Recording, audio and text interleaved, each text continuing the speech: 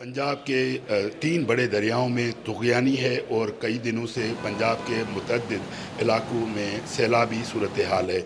ये जो पंजाब के दरियाओं में सैलाबी सूरत हाल के बाद जो पानी है वो अभी सिंध की तरफ जो है वो आ रहा है और कहा जा रहा था कि 7 से 8 लाख क्यूसिक जो है वो सिंध पर पहुंचेगा। अभी तक ये जो है सूरत हाल वाज़े नहीं है। 4 सितंबर को जो है वो ये वाज़े होगा कि सिंध में कितना पानी आएगा, मगर सूबाई हुकूमत के मुताबिक उन्होंने सुपर फ्लड की तैयारी कर ली है और इस हवाले से पाकिस्तान में पहली बार सिंध ने एक रेन और फ्लड मॉनिटरिंग सेल कायम किया है जो 24 घंटे इस फ्लड की सूरत हाल को मॉनिटर करते हैं।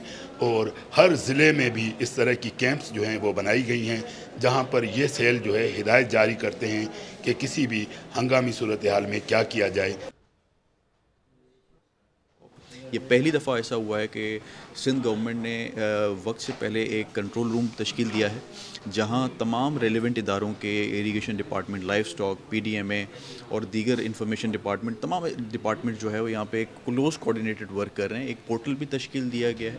उस पोर्टल के ज़रिए हमें लोगों की, शहरियों की कॉल्स भी मौसूल होती हैं, उनके इशूज़ भी जो है वो एड्रेस किए जाते हैं। साथ साथ हमारे जो डीसीज़ हैं वहाँ पे भी, उनके साथ भी एक क्लोज़ कोऑर्डिनेशन हमारी है। वहाँ भी कंट्रोल रूम तश्कील दिया गया जो इस मेन कंट्रोल रूम से कनेक्टेड है।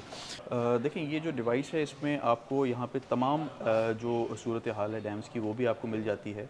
जैसे कि आप यहाँ पे ये देख सकते हैं कि गुड्डू में इस वक्त 3,45,000 क्यूसिक पानी जो है वो जा रहा है। तो इसका इनफ्लो भी हमें यहाँ से मिल जाएगा, इसका आउटफ्लो भी हमें यहाँ से मिल जाएगा। 1,000-1,500 तो हमने रिलीफ कैंप्स कायम कर दिए हैं जिनमें लाइफ स्टॉक की अलग हैं और ह्यूमन के हवाले से, इंसानों के हवाले से जो है वो रिलीफ कैंप्स वो अलग हैं, मुख्तलिफ हैं, ताकि पहले से ही वहाँ पे अवेलेबिलिटी हो।